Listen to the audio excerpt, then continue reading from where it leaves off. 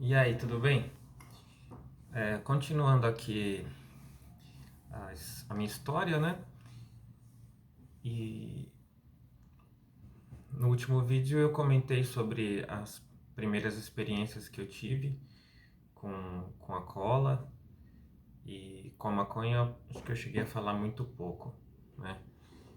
E, bom, esse foi um período que eu fui entrando num poço, né? Num poço sem fundo. E desde que eu criei o hábito de todos os finais de semana usar alguma droga, né? E já não tinha mais graça fazer qualquer programa, qualquer rolê, qualquer passeio que não tivesse, né? E diversas vezes eu posso lembrar de conversas assim com os meus amigos em que eles comentavam, né? Ou até mesmo eu, puxa, tipo assim, tô sóbrio, que saco, né? Era um saco, era chato ficar sóbrio. E então, sem que a gente soubesse o que era aquilo, o nosso corpo já tinha a abstinência, ou seja, as coisas já não ficavam bem, sem beber ou sem fumar. No começo, eu e meus amigos tínhamos medo de ir até a favela para comprar, mas um dia a gente vai, acompanha alguém, vê que não tem, assim, claro que tem perigo, né? Mas muitas vezes eu pensava que o perigo estava ali, né? Com os traficantes, o vendedorzinho que ficava ali. E na verdade o perigo não é muito esse, porque depois que você sabe aonde você é bem-vindo ali, porque você é um cliente.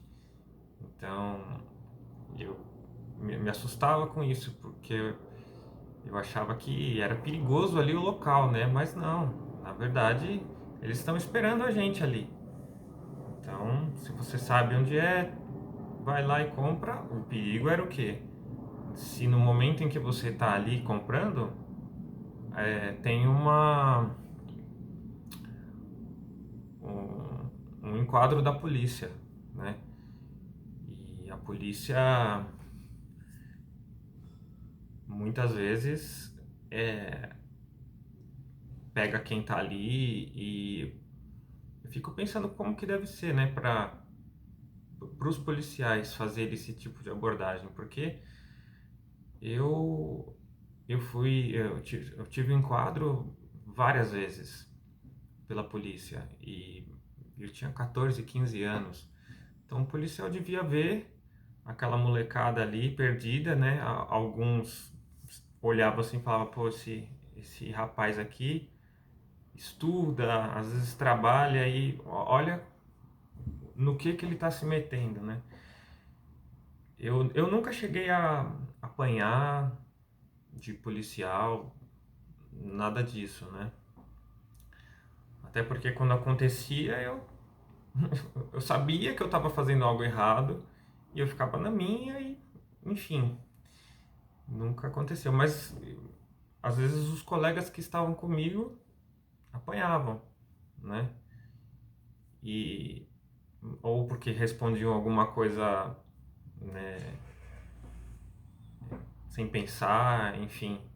Não sei nem se vale a pena eu ficar contando aqui desses momentos, mas as coisas foram ficando piores, né? Porque eu não conseguia parar aquele hábito do final de semana. Eu não conseguia fugir desse ciclo, né? Durante a semana, inicialmente, eu não usava, mas chegava o final de semana, acho que já é, talvez na sexta-feira já começasse, né? Mesmo que no sábado eu trabalhava, eu acredito que eu devia ir no sábado já meio de ressaca. E os finais de semana eu não conseguia fugir daquilo. E coisas ruins iam acontecendo, né? Se não era questão de polícia, era algum amigo que passava mal. E E a questão da sanidade mental já começou a me preocupar naquela época. Eu acho que para cada um tem uma experiência, é, tem pessoas que podem ter uma predisposição a alguma comorbidade, como ou depressão, ou ansiedade, ou esquizofrenia, e por aí vai, né? Então, eu me lembro de algumas vezes, vou tentar citar o exemplo de alguma vez, mas em algum tempo eu comecei a usar sozinho, né?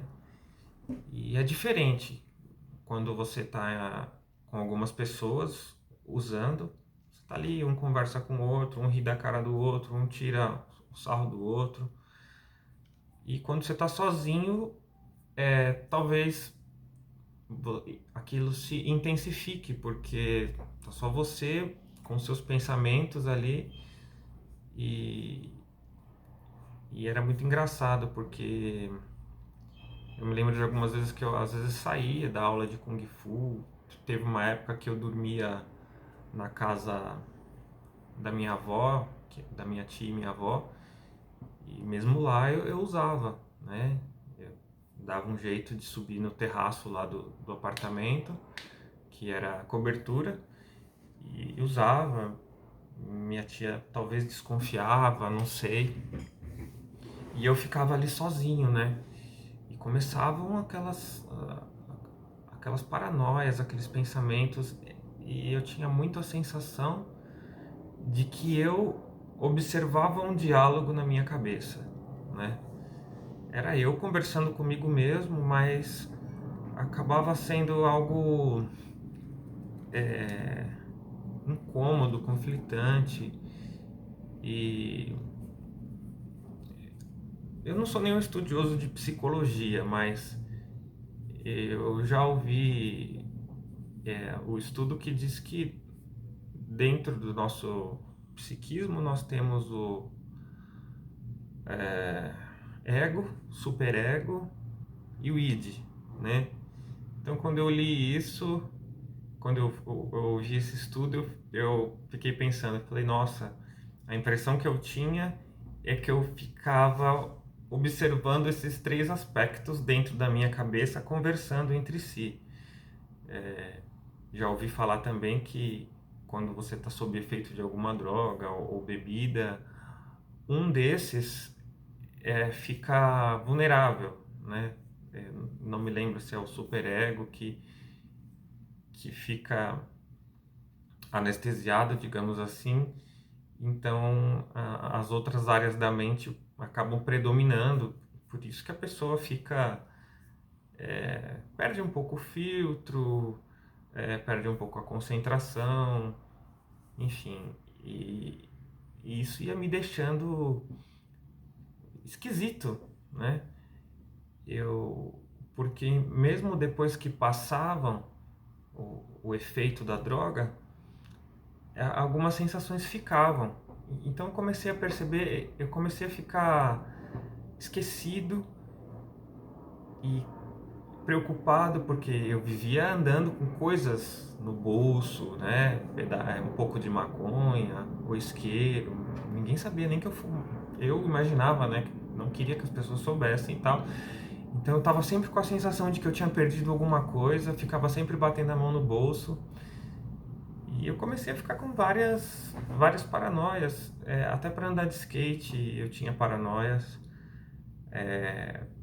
Comecei a ter dificuldade de concentração. E tiveram coisas mais graves, né?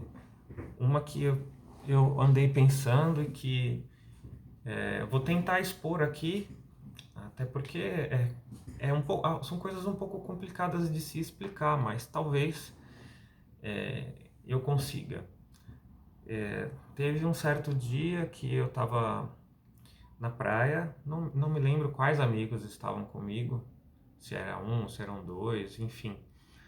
Mas eu tinha algumas experiências que eu usava a maconha como, digamos assim, algo, uma entrada, como se fosse um aperitivo, e depois usava a cola. Eu percebia que com isso eu tinha um certo padrão de alucinação.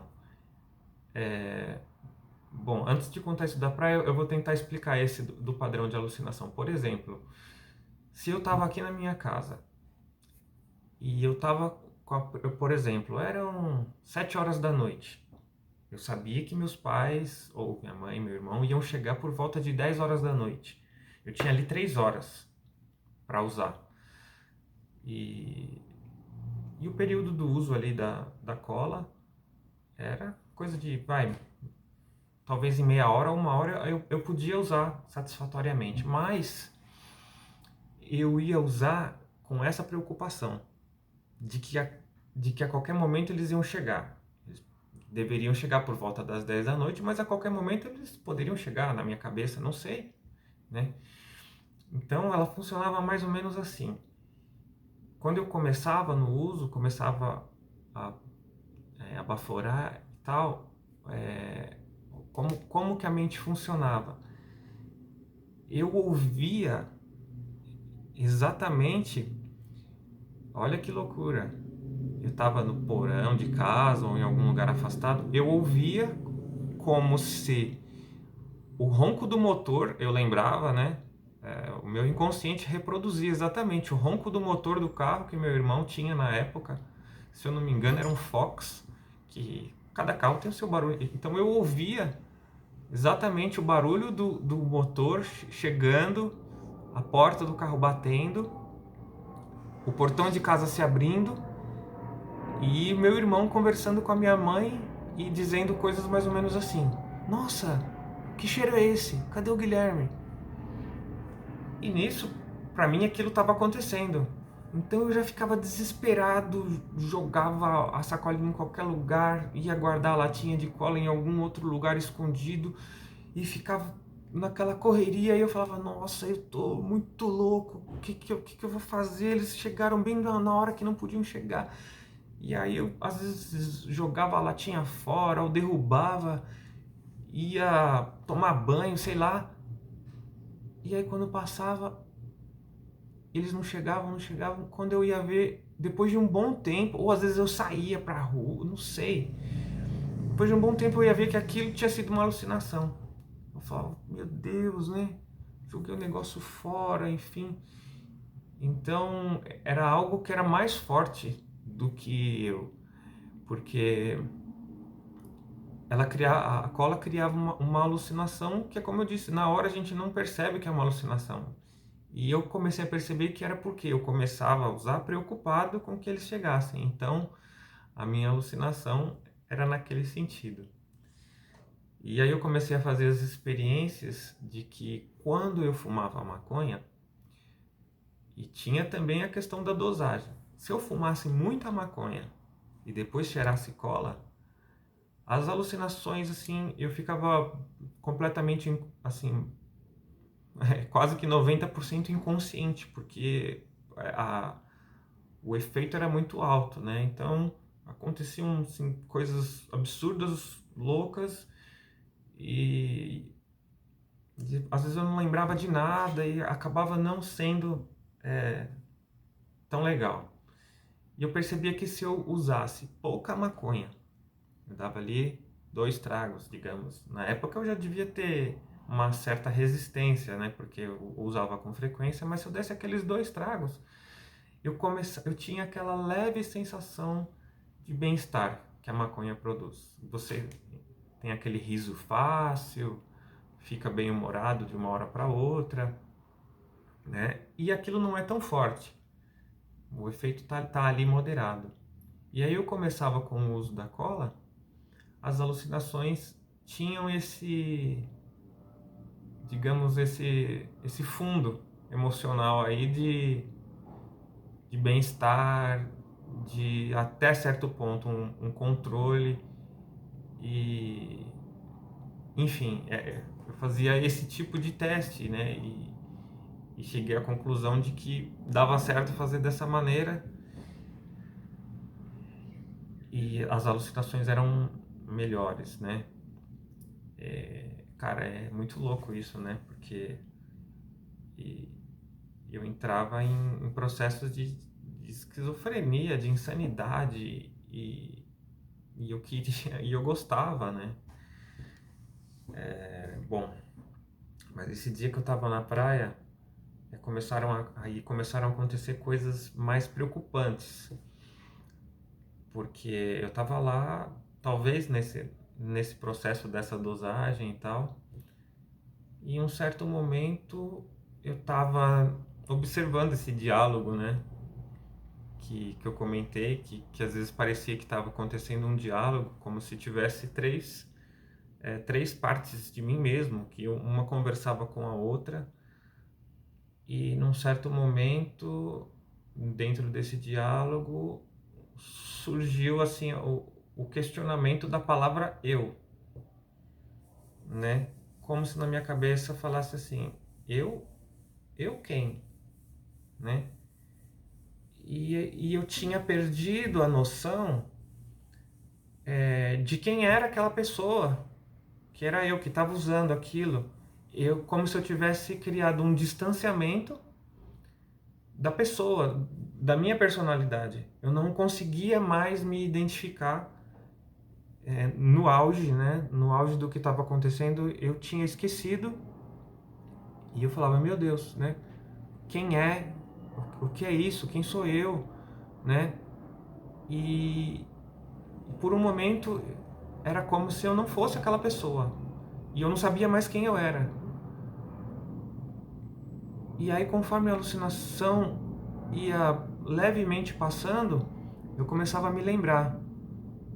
Só que aí havia uma discussão na minha cabeça, porque eu falava assim: eu sou o Guilherme. Aí outra parte de mim falava: tá, mas esse daí é só o seu nome, isso é só um nome. Eu falava: não, mas eu sou o Guilherme, eu sou filho do meu pai, da minha mãe, moro em tal lugar, trabalho, faço isso de trabalho, gosto de andar de skate. E aí esse outro lado debatia tudo, falava, tá, mas isso é só o lugar que você mora, isso é o seu trabalho e essa a sua de onde você veio, né, seus pais e tal. Mas eu continuava não me identificando com aquilo. E eu sentia que aquilo ali era, digamos assim, aí eu comecei a aceitar que aquilo era a minha personalidade, mas eu ainda aceitava, eu não conseguia aceitar que aquilo era eu. E aí a minha mente ficou eu lembro que desse momento em seguinte, a minha mente foi como se tivesse uma sequela, um dano. Porque depois disso, mesmo depois que a alucinação passou, esse conflito ficou dentro de mim. Sei lá por quanto tempo. E aí eu começava a falar, meu Deus, eu tô ficando louco, eu tenho que parar com isso. E só que eu ficava mantendo, né? Como eu falava, eu estava preso nesse ciclo de todo final de semana usar.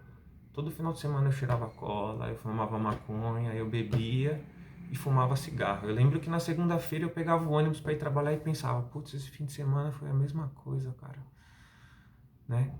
Usei as 4 drogas e cada vez mais paranoias na minha cabeça e essa foi uma das mais fortes, né?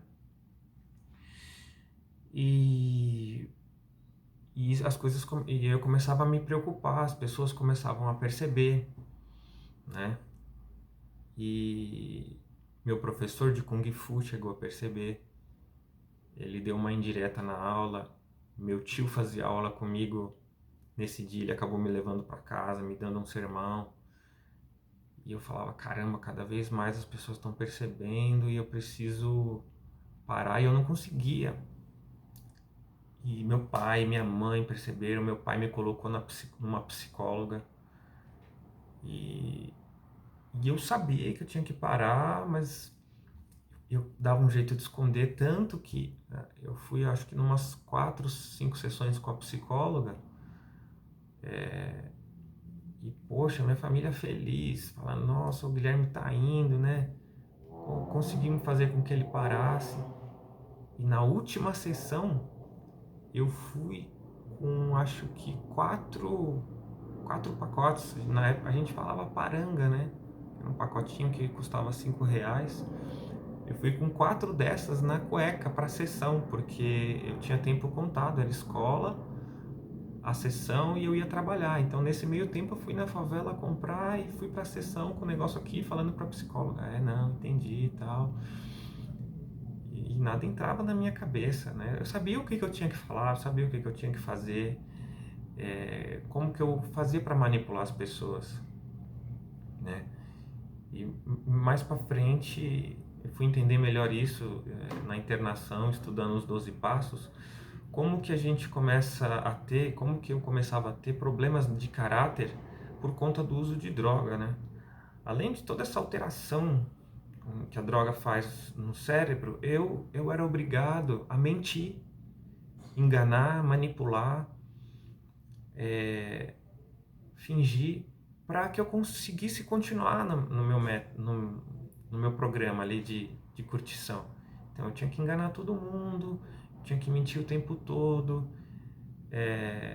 Aquilo criava uma dualidade dentro de mim, como se fossem duas pessoas, né? A pessoa que eu tinha que ser perante a minha família e a pessoa que eu queria ser, que eu era, né? Eu gostava de ser aquele doido. O que eu ia fazer? Eu gostava, saía no fim de semana, era a hora que eu era eu mesmo, né? E então eu comecei a ficar com vários distúrbios, problemas de caráter, e eu ficava cada vez mais antissocial perante a minha família. O meu irmão, que às vezes ficava mais de olho e chegou a me pegar mais vezes, eu parei de falar com ele, né? Não quero nem que você dialogue. Acho que eu fiquei mais de um ano, a gente dormia no mesmo quarto, não se falava. Ele tentava às vezes falar comigo e eu falava o mínimo, era oi, tchau. Então eu já estava assim, num nível de, de adicção preocupante. E, e aquilo não era visto. As pessoas sabiam que eu usavam, mas eu escondia. Quantas e quantas vezes eu chegava em casa à noite, assim, com a cabeça assim, totalmente virada e esperava meus pais irem dormir. Às vezes, quando eu chegava em casa, eu passava pela porta devagar para ver se tinha alguém acordado. Se tivesse alguém acordado, eu dava mais uma volta. Entrava, já ia direto pro chuveiro. Quando eu usava só maconha, eu dava um jeito de passar em algum lugar, lavar bem as mãos, os antebraços para não ficar cheiro. Eu comprava colírio na farmácia para não ficar com o olho vermelho.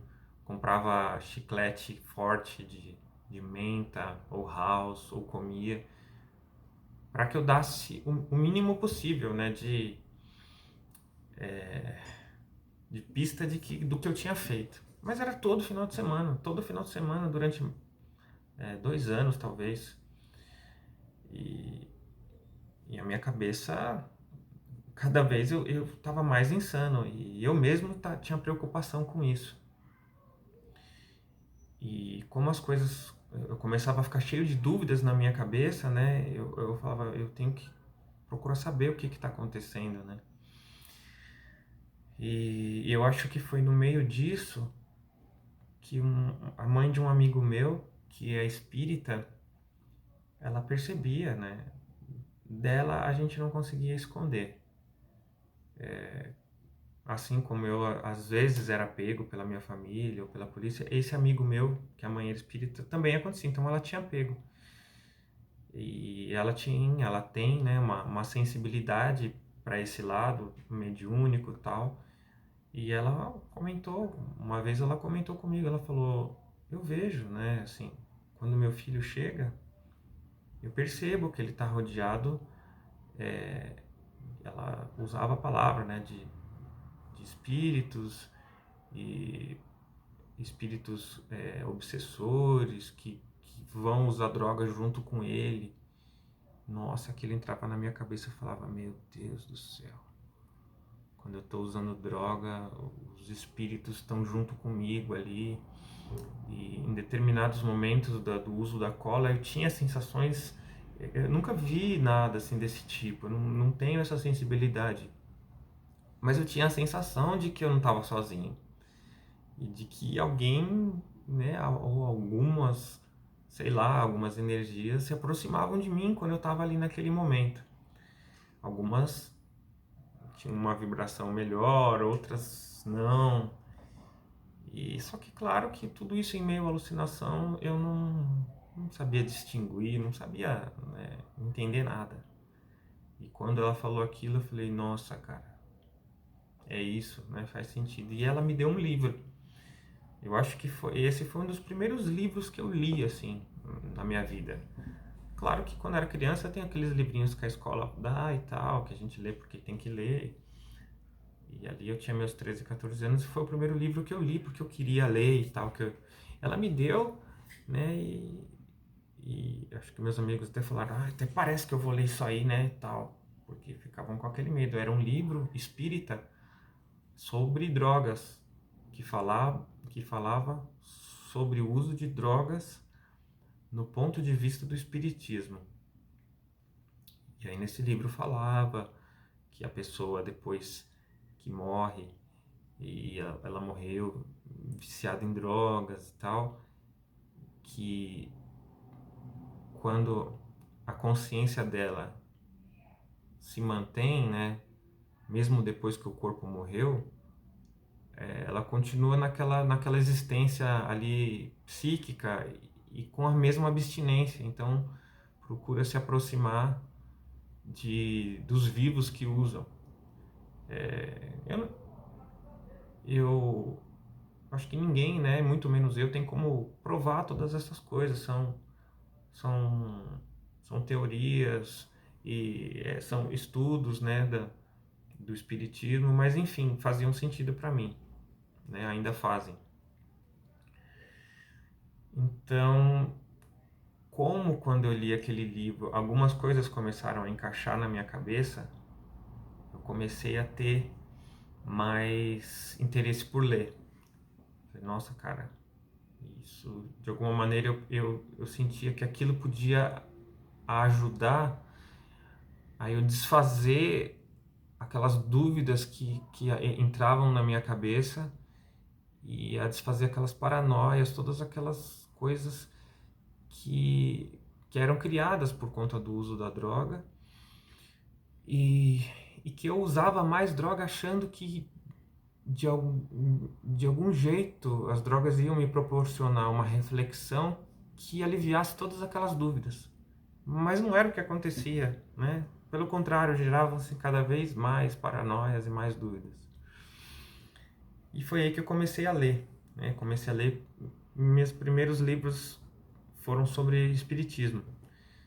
Eu comecei a conversar com ela e perguntar, ela começou a me indicar alguns livros. Ela falou, olha, tem o livro dos Espíritos, tem o Evangelho segundo o Espiritismo, tem o Violetas na Janela e Nosso Lar. E eu comecei a ler.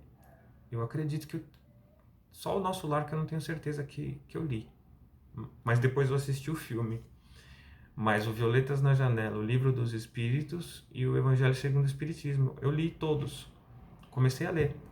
A partir daquele dia, eu ia para a academia, que era onde eu trabalhava. Um certo período da tarde era um momento que não tinham aulas e o movimento da musculação era muito pequeno, então eu aproveitava para ler. E aí eu fiquei lendo. Não lembro se ela me emprestou esses livros ou se eu cheguei a comprar. O fato é que eu li e, e principalmente o Livro dos Espíritos, que é feito de perguntas e respostas, né? Muitas daquelas perguntas eram perguntas que eu fazia para mim e que eu não tinha resposta ou tinha a resposta que minha cabeça conseguia formular, né? Mas aquilo não era suficiente. Então,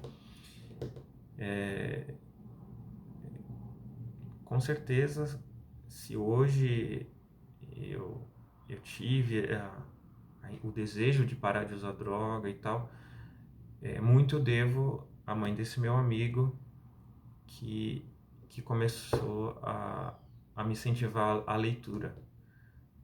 E eu sou muito grato a ela. Depois de muitos anos, após eu ter sido internado, começado o meu processo de recuperação, alguns anos depois, eu fui frequentar um centro espírita, porque é recomendado pela programação dos 12 Passos que eu tenha uma espiritualidade, né? E como eu nunca tinha me encaixado em nenhuma religião, eu comecei a experimentar alguns lugares nos quais eu pudesse me sentir bem. E num desses eu acabei encontrando a mãe desse meu amigo e foi muito bom, né? Nesses centros, quando nós entramos, eles fazem o passe, né? E era um corredor, tinha algumas pessoas ali dando passe e eu não sabia com quem eu ia ficar, né? E nem sabia que ela era daquele. Embora ela morasse aqui perto e é um centro grande que tem aqui, né? Uma região. Eu cheguei, dei de cara justamente com ela. Ela me reconheceu, eu conheci e ela fez o passe em mim e eu me senti muito bem naquele momento, eu senti uma vibração gostosa e então sou muito grato a essa pessoa que me ajudou muito, né? E bom, o vídeo já tá com meia hora aqui. Eu acho que deu para falar o que eu queria, de a que ponto a minha mente chegou e que por muito pouco eu não eu não me tornei uma pessoa é, incapaz de viver em sociedade, porque mais para frente, quando eu tive a, as internações, eu tive duas internações. Primeiro, a minha família me internou no hospital psiquiátrico, né? Que normalmente é o que as famílias fazem quando as pessoas estão com esse tipo de problema. E nem sempre é o mais indicado, porque nos hospitais psiquiátricos é possível fazer a desintoxicação, porque a pessoa vai estar ali presa, né? Então não vai ter acesso às drogas.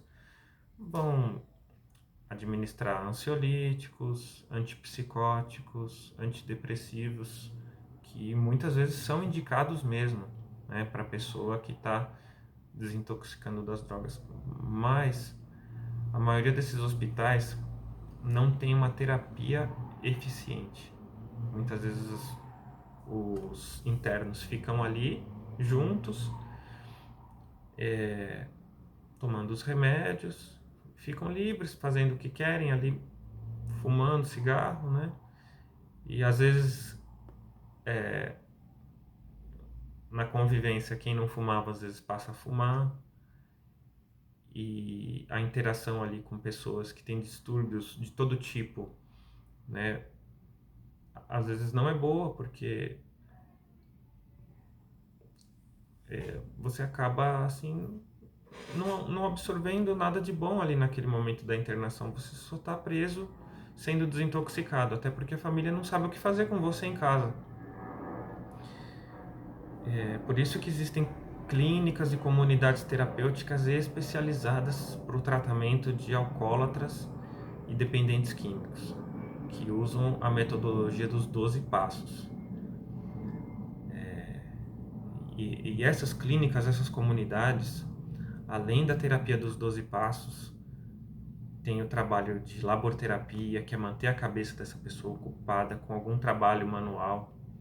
Isso é fundamental. Essas clínicas têm a parte médica, o corpo clínico de um médico especializado em dependência química, que pode ser um psiquiatra ou não, mas que já trabalhe com essa especialidade. Tem enfermagem, tem os psicólogos que são alinhados com o terapeuta que coordena a clínica, tem nutricionista. Então, para a pessoa ter alguma chance de recuperação, o tratamento é muito mais complexo do que simplesmente colocar num hospital psiquiátrico. Às vezes é alternativa, é o que se consegue mais rápido, mas nem sempre, na minha opinião, não é a melhor alternativa.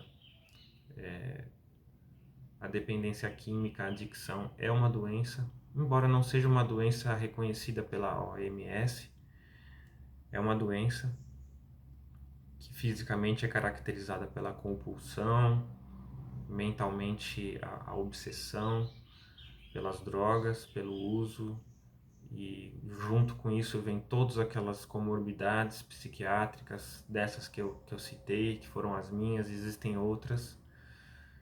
E dentro dos 12 passos é colocado como também a parte espiritual da doença, que é o egocentrismo.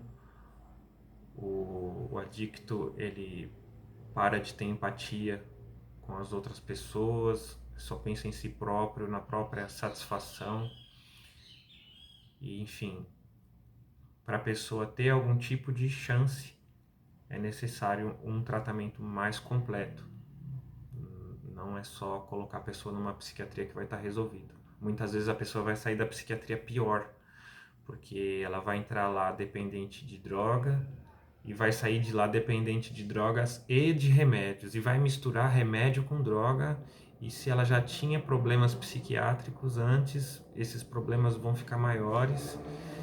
E eu conheço pessoas que hoje falam, eu fumo a minha maconha e tomo meu antidepressivo e me mantenho assim.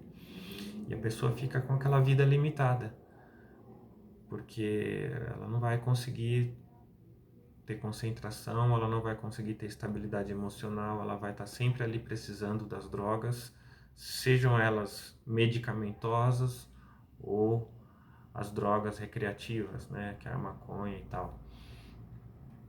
Então, na minha opinião, não é a melhor opção.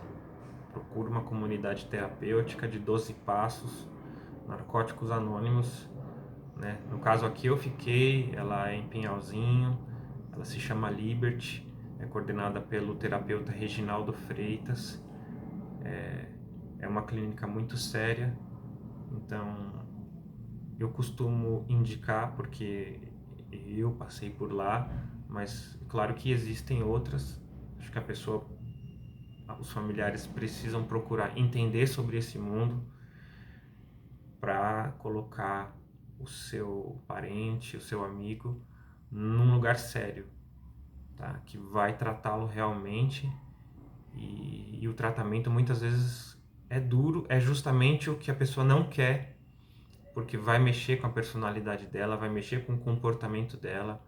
O tratamento mínimo é de 6 meses, porque a desintoxicação ocorre em 3 meses. Os próximos 3 meses a pessoa já está um pouco mais estabilizada para começar a entender a terapia.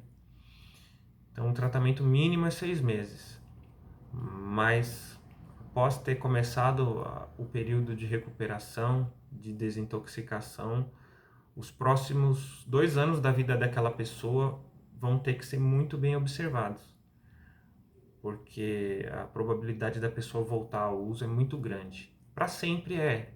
Eu tenho risco de voltar a usar a qualquer momento, mas nos 2 primeiros anos a coisa é mais complicada, porque o organismo da pessoa está reaprendendo a viver, está reaprendendo a funcionar.